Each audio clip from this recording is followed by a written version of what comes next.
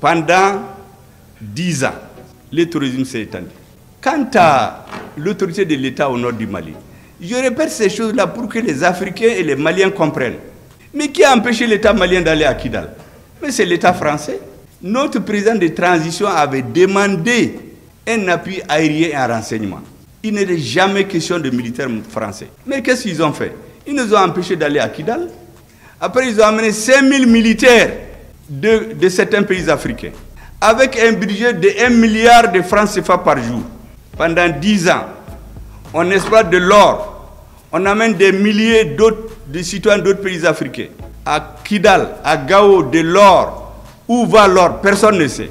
Mais il y a une petite partie qui vient alimenter l'oligarchie à Bamako, composée de politiciens, de juges, de militaires, tous ceux qui ont de l'influence pour nous maintenir dans l'esclavage. Jusqu'au jour où Dieu a délivré le peuple malien, ils ont été chassés.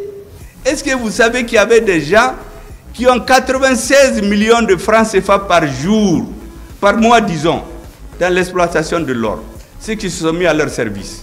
Ça, c'est la petite quantité qu'on donne à ces valets-là. Mais le reste va, on ne sait où. C'est pourquoi il y a des pays où on ne produit même pas de l'or, mais qui ont des milliers de tonnes d'or dans leur trésor. Mais nous, on lit tout ça. Aucune route, aucun puits pendant 10 ans au nord. Toutes les populations sont parties. Tous ceux qui peuvent faire les affaires économiques, les hommes d'affaires, assassinats ciblés, pour créer un vide. Et on dénigre les militaires. Moi, j'ai écouté des généraux se moquer de nos militaires. Ah, les militaires. Et puis, il y a des hommes politiques aussi qui les remboîtent le pas. Il y a des hommes politiques ici qui disent ah oui, au Mali, il n'y a pas de militaires. Ils ne sont bons que pour les défiler les coups d'État. Dès que tu tires, ils fuient. Et j'entends des généraux dire là, non, non, non. Même les véhicules qu'on leur donne, ils les vendent. Ils enlèvent le moteur, ils enlèvent les pneus. Pour décourager les Maliens. Pour amener chez eux, cultiver chez nous le rejet du militaire. Heureusement, comme je dis, notre peuple a été délivré. Notre armée nous a restitué notre dignité et notre honneur. Mais ce sont les mêmes militaires, les mêmes terroristes renforcés d'ailleurs. Pourquoi on a pris Anefis? Pourquoi on a pris Ber? Pourquoi on a pris Kidal? Parce qu'il y a une prise de conscience. Et c'est pour cela que vous aurez compris, moi depuis des mois, je fais ce qui nous est confié. Parce que le président dit Beki Djoyora. Nous on parle pour éveiller les consciences. Parce que un militaire, quand il tire une personne. Mais quand tu parles, c'est des milliers de personnes qui comprennent. C'est ce que nous sommes en train de faire. Décomplexer les Maliens, aimer leur armée, respecter les militaires, les sacraliser. C'est ce que nous sommes en train de faire. Et dans l'affaire de l'AES, on est en train de leur porter l'estocade de la contradiction. C'est eux qui ont créé les conditions du retrait des pays de l'AES. Et ils vont se réunir. Est-ce que vous imaginez cette CEDEAO? Les gens ne payent même pas leurs cotisations. C'est l'Union européenne qui paye leurs cotisations. Et c'est eux qui complètent leur budget. Vous imaginez dans le siège de la CEDEAO, il y a des militaires, des colonels et des officiers supérieurs européens qui ont des bureaux dans les bureaux de la CEDEAO pour manipuler. Vous avez vu le dernier sommet? C'est une ministre d'un autre pays qui vient. Vous avez vu la photo, elle donne des instructions, le doigt en l'air au président de la commission. Comme un élève qu'on a surpris dans les toilettes. On lui fait comme ça, la tête baissée. Président de la commission de la CEDEAO, un ministre, un sous-ministre d'un autre pays. Et c'est ce monsieur qui vient nous menacer. Mais ils ne connaissent pas les Maliens. Nous sommes un peuple de guerriers. On a renvoyé les Français. Et tous les présidents qui se sont attaqués au Mali, en Afrique, ils ont tous mal fini. Et c'est pourquoi j'ai dit à tout le monde, laissez-nous en paix. Nous réglons nos problèmes, réglez vos problèmes. Mais tout État, tout dirigeant qui va s'attaquer au Mali, utiliser le Mali comme commerce pour rester au pouvoir, Dieu va le sanctionner. Je peux en citer à floraison, pour des raisons diplomatiques, je ne vais rien dire. Mais ceux qui s'acharnent contre nous, qui savent ce qui les attend, on ne mettra pas de bases étrangères sur nous. Depuis le président Modibo Keïta, il a chassé les bases étrangères. Moussa Traoré les a éloignés. ATT est venu, ils ont tout fait parce qu'ils se disent que c'est un homme qui peut manipuler. ATT a refusé. Quand ils ont installé la base, comment ils l'appellent, au Burkina, en 2019, je ne sais pas, il a un nom, c'est une base secrète. Comme aujourd'hui, ils ont caché ça à la population et aux médias. Cette base est restée jusqu'à récemment. Quand le pouvoir qui l'a amené est parti, cette base-là est tombée. Pendant cette période, ils ont voulu installer une base au Mali. ATT leur a dit non. L'armée malienne ne va jamais accepter ça. Donc c'est dans notre ADN. Et qu'est-ce qu'ils ont fait? Ils ont instrumentalisé des terroristes pour obliger notre président de transition à leur faire appel. Mais même là, il a mis une nuance. Il a dit appui aérien et renseignement. Il ne leur a jamais dit de venir s'installer chez nous. Mais ils sont venus. Est-ce que vous savez que même cette lettre-là, qu'ils ont fait écrire à notre président, parce que c'est leur ambassadeur qui a fait des va-et-vient et faire signer, quand on l'a cherché, il n'y en avait pas dans les archives au Mali. Pour trouver ça, on a été sur le site internet de leurs institutions. C'est là-bas qu'on a trouvé la copie de la lettre du président par intérim du Mali, qui appelle l'opération Serval. Mais vous croyez que ça peut continuer? Le Mali, le Niger, le Burkina, nous avons décidé que nous n'allions plus continuer à faire comme le passé. Et c'est pour cela que vous avez vu l'AES, c'est des organes très légers. On n'a pas créé une bureaucratie, on va mettre des agents qu'on va corrompre. C'est de façon tournante. Et il n'y a pas une structure où on va placer des sièges, faire des luttes pour placer des cousins, des parents, des affidés pour vendre l'Afrique. Mais chez eux là-bas, je vous ai dit qu'à la CEDEAO, mais est-ce que vous avez vu un sommet de l'Union européenne ou de ces pays où des Africains sont dans la salle? Mais ces gens-là, dans toutes les réunions, c'est des gens des autres pays qui sont dans la salle. On les manipule dans les couloirs. Les militaires qu'on envoie là-bas, on les manipule. En réalité, on dit que mais ils sont au service de ces pays. Sinon, qu'est-ce qu'un militaire de l'Union européenne va venir faire dans les bâtiments de la CEDEAO? Qu'est-ce qu'il vient faire là-bas? Mais nous savons ce qu'il fait. Nous connaissons son nom.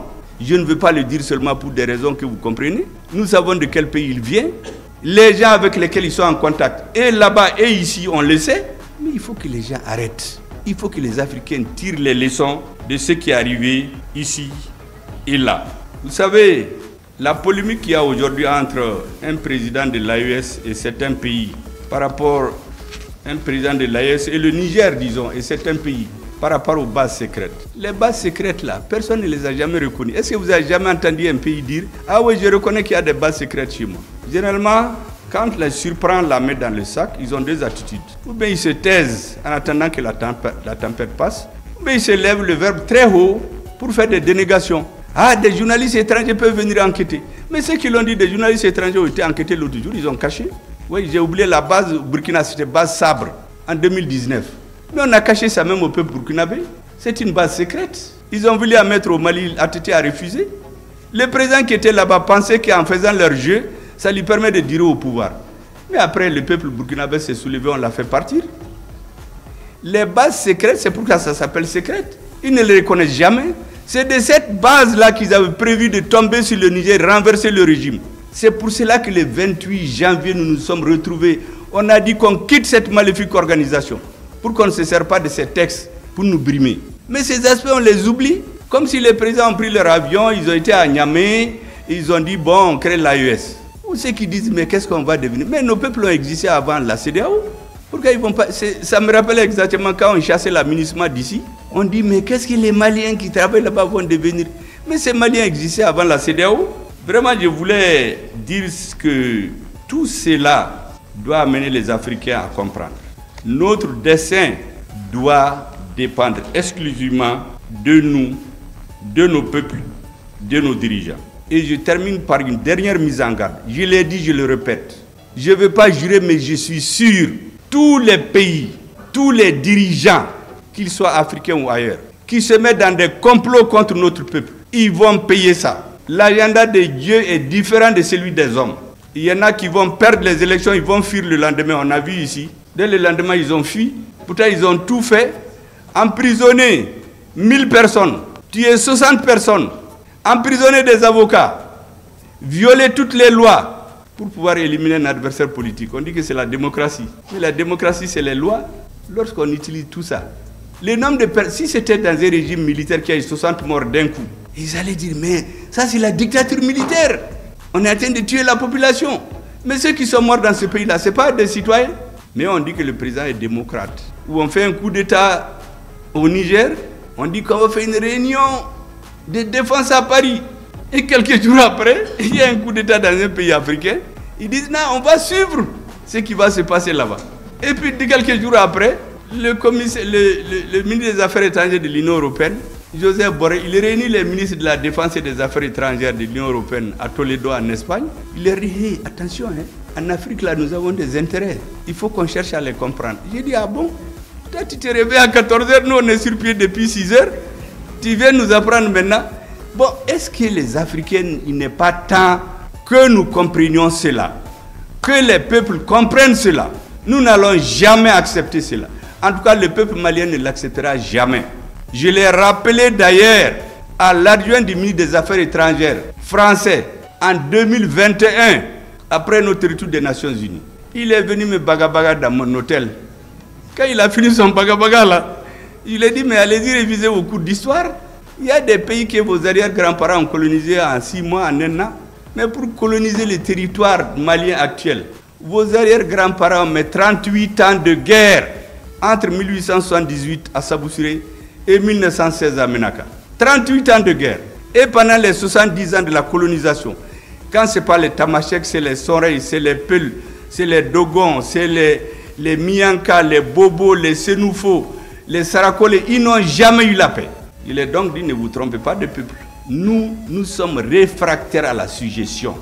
Deuxièmement, vous n'avez pas les dirigeants auxquels vous étiez habitués, que vous tapez dans l'épaule, vous les flattez devant les gens et puis vous allez les menacer dans les chambres. Nous, personne ne nous menace sauf Dieu et nos peuples. C'est deux seuls qu'on a peur. Assimi Goïta n'a pas besoin de vos visas. Il n'a pas de compte chez vous. Nous n'avons pas besoin de vos visas. Nous n'avons pas de compte chez vous. Il quitte quand il est dans son bureau. Donc, vos visas, là, si vous l'interdisez, c'est assez démocratiquement élu. Quand on dit qu'on a coupé le visa, il tombe malade. Ce n'est pas ces gens qui sont à la tête du pays aujourd'hui. Donc, je lui ai dit d'aller réviser ces leçons d'histoire. Il me dit, oui, les Russes, eux, ils les ont vus en juillet. Les Russes ne feront rien au Mali. J'ai dit, mais tu es en retard. Moi, j'ai vu notre ministre des Affaires étrangères a parlé avec le ministre des Affaires étrangères russe en septembre. Vous avez parlé en juillet pour aller leur dire de ne rien faire au Mali. Mais nous, on a parlé avec eux en septembre. Ils disent qu'ils vont respecter tous leurs engagements. J'ai dit donc, tes données sont caduques, monsieur l'ambassadeur. Donc vraiment, regagnez votre bureau et attendez un autre dirigeant pour le menacer. Ça, c'est fait le lendemain du 24 septembre. Et c'est ce que nos présidents continuent. Donc, il n'y a rien de nouveau sous le soleil. C'est un processus de conservation de la dignité de nos peuples qui a conduit à la création de l'AES. Ce n'est pas les caprices de 3 personnes seulement. C'est ailleurs qu'il y a les caprices. Parce que si on demande à ces peuples-là, les peuples ne vont jamais l'accepter. Je vous ai donné l'exemple. Certains avaient pensé que les terroristes c'est au Mali seulement. Ils ont voulu faire de leur pays une base arrière. C'était le Burkina en 2013-2014. Ils ne savaient pas que ça allait arriver chez eux. Au Niger, c'était la même chose. Le terrorisme est arrivé au nord du Bénin depuis 2019. Si les gens continuent à cacher ces bases pour attaquer les pays de l'AES, non seulement ça ne réussira pas, mais comme j'ai dit, en tout cas, tout pays qui va attaquer le Mali, je ne connais pas les autres, il va mal finir. Il faut donc nous laisser en paix. Que chacun fasse ce qu'il veut chez lui, mais qu'on ne vienne pas se mêler de nos affaires intérieures. Ce sont ces choses-là que je voulais expliquer. Moi, j'ai écrit depuis 2019 la faillite de l'État malien. Toutes les prises de position officielles dans les institutions françaises, au Sénat, à l'Assemblée, au gouvernement, des gens qui ont dit qu'il faut diviser le Mali. Je l'ai édité en 2019. Ils ont dit que je suis un subversif avec des bagabagas. C'est ce qu'ils font. Je vous ai dit, quand ils vous voient, ils vous menacent quand vous êtes deux. Quand il y a des gens, on vous caresse, vraiment, vous êtes un ami, un pays ami. Nous, ça ne marche pas chez nous. On regarde les faits. D'après Lénine, en russe, on dit « fakti ou priami ». Ça veut dire que les faits sont têtus. Il y a des gens qui les répètent, ils ne savent même pas de qui ça vient. Nous, on regarde les faits. Les compliments qu'on donne aux Africains, qu'on essaie de prendre comme des gros bébés, ça ne marche pas avec nous. Voici les messages, mesdames, messieurs, que je voulais vous délivrer.